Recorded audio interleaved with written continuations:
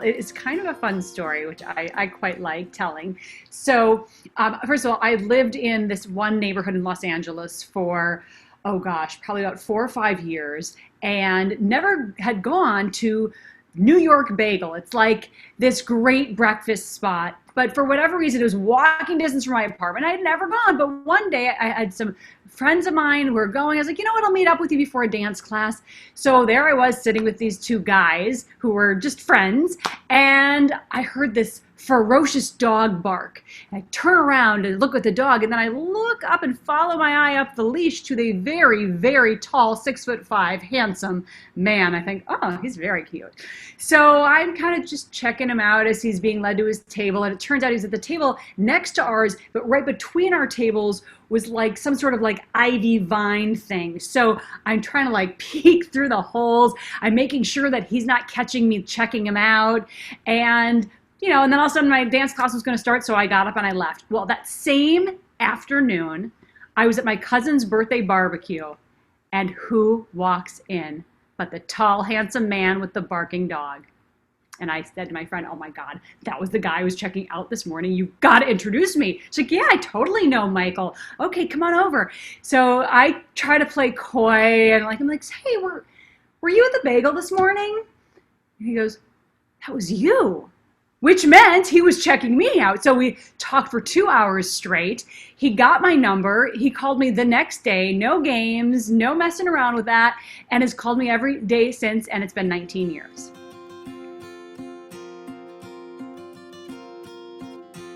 Look, I feel very lucky. I found someone who is really the yin to my yang, and we have personalities that are just really a good match. I am incredibly high energy and go, go, go, go, go all the time. He's a little bit more chill, mellow, go with the flow. When he puts his foot down, he's serious, because otherwise he's pretty chill about things. I think that's really helped.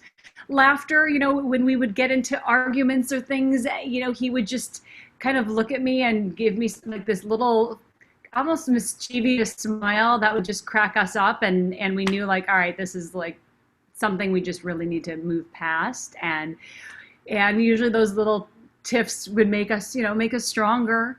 And to be honest, I feel almost guilty when other people are having relationships that are really challenging to say that we've really had smooth sailing for the most part. And I'm talking about going through me, like leaving for a couple months, going to Broadway soon after we'd had, my daughter was almost 2 years old, traveling back and forth, going through breast cancer and living through the diagnosis and 3 surgeries over the course of a year, and him flip-flopping and having to take over as the caregiver for all of us.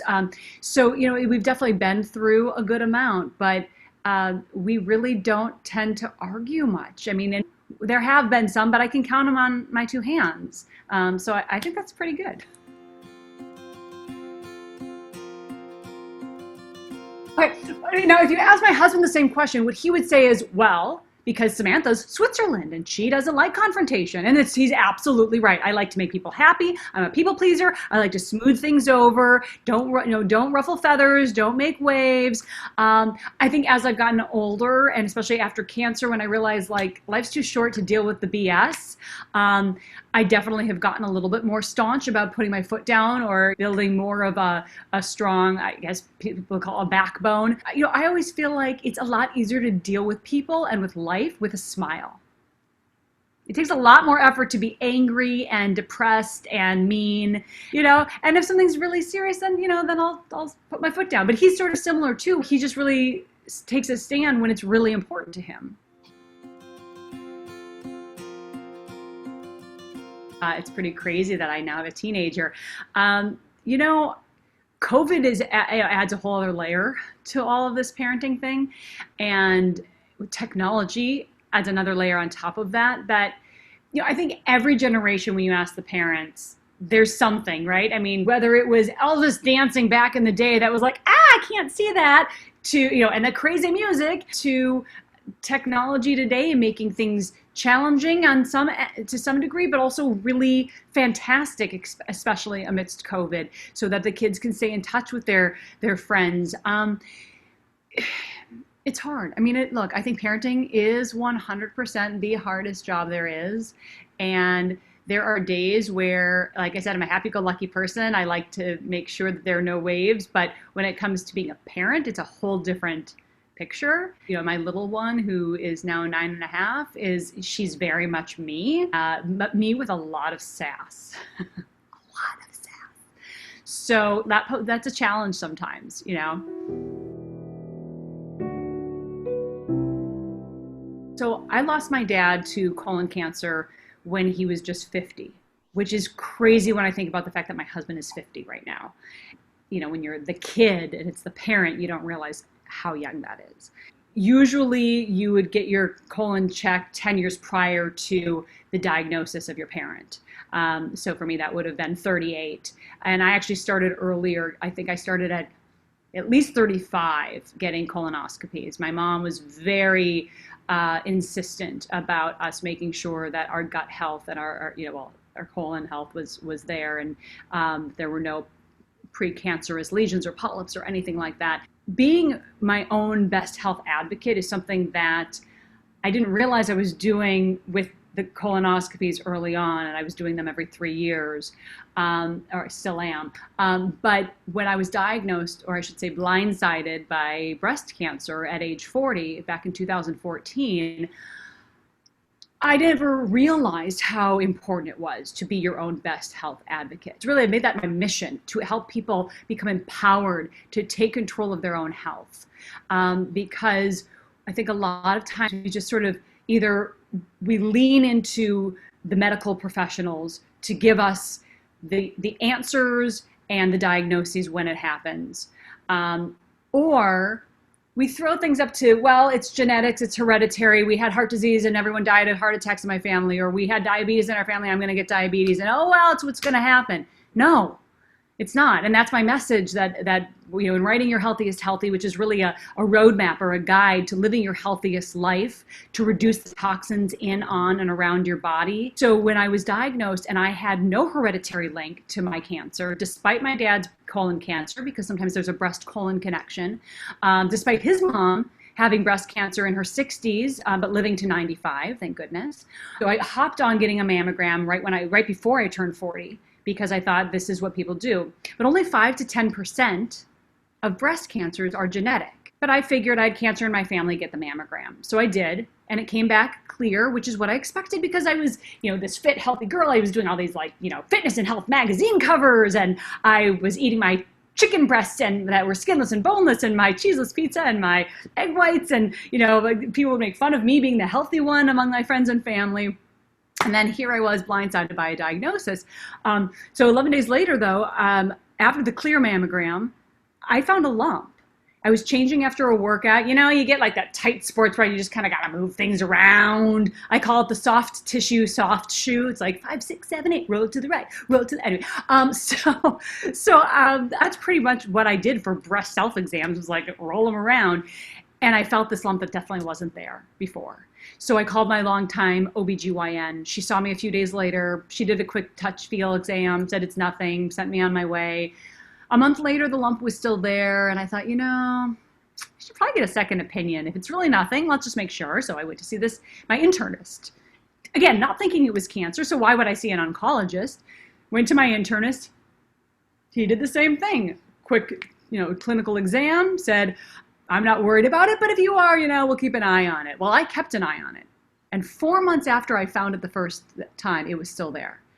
So that's when I said, okay, if it's really nothing, I need to know for certain. And the only way to do that is to do a more invasive exam, right? Let's get some ultrasounds, which are not invasive, but then a needle biopsy. So I went to a breast center. And the funny thing is, so St. John's Hospital in Santa Monica has the Margie Peterson Breast Center. And so I figured, well, that's where you go to look at breasts, right? Go to see someone who looks at breasts every day. That's what they do, right? You need to see a specialist. They know what to look for. But the word oncology and cancer was kind of around as I walked in. I thought, well, that's weird. I don't have cancer. Why am I here? But that's where they look for, right? That's the type of place that's a breast center. They're looking to see if you have breast cancer.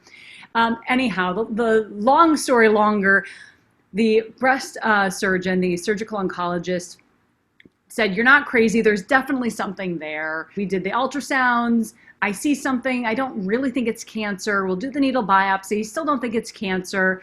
Get the results from the needle biopsy. The pathology says, she said, well, good news and bad news. The good news is it's not cancer. The bad news is I don't know what it is. Let's take it out. So we did, and woke up from a lumpectomy, and they said, yeah, no, not cancer. We'll see you in a week to check the scar, get your final pathology. Told my husband a week later, stay at home. Don't worry. You hang out with the kids. You don't need to come with me. And that's when I sat there in a surgical oncologist's office as she was drawing very quickly all these diagrams and dots and breast cancer, ductal carcinoma in situ, invasive, all these words being just a barrage thrown at me. So what we didn't think was cancer was.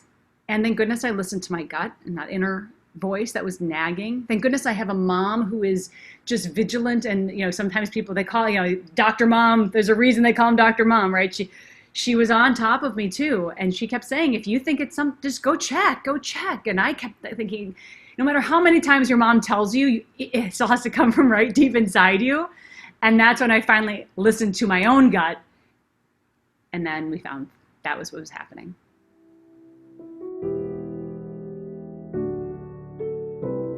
So what's interesting is that my actual cancer was quite small, but what we think we figured out in retrospect is that the cancer cells had kind of glommed onto something that was not cancerous. So I mean, I want to say it was kind of, well, maybe that's a little bit, maybe like that. It was sizey enough that you could almost see it protruding from the skin a little bit. I mean, look, I'm a smaller chested girl, so that made it easier. I have dense breasts, so that makes it usually more challenging, but because of its placement, it was on the front side, not on the rear side behind the tissue, so thankfully, it was on the surface, and so it was near the surface, so it really pushed the skin out just enough that I even said to my husband, like, am I crazy? Do you see a lump here? He's like, I see something. The interesting thing is to do a proper breast exam. The touch is actually, it's a 3-finger touch, and it's circular motions, and you start, and hopefully this isn't too crass that I'm touching my breast on TV, or on a virtual thing, but that it's circular motions, and it's really not. You're not pressing deep down. So I think there are a couple of layers. But the layer to not miss is that it can be a very small little pebble, and it can actually be really on the surface. So the pressure is almost like someone has a very, very painful bruise and you don't want to hurt them, but you need to put some cream on it, like arnica gel or something.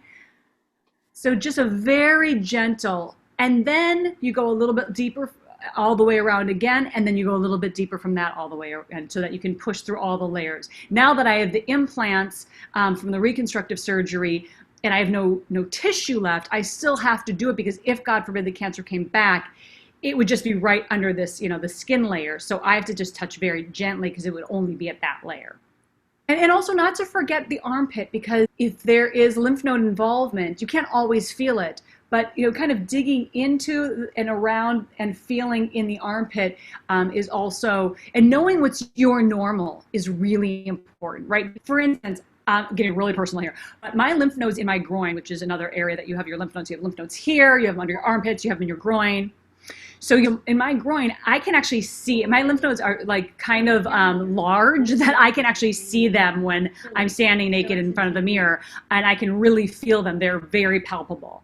But under my armpits, I couldn't. So in that respect, knowing that that's my normal, because I remember I went to see, I think it was one of the oncologists or an internist who was doing an exam. They're like, wow, your lymph nodes in your groin are sounds really, they're really large. And then they asked me, well, is that normal for you? Well, if I hadn't known that that was normal for me, we would have been on high alert. So it's just something to really know. And, doing that monthly exam is really important. You have to know your breasts. You have to know your body in general.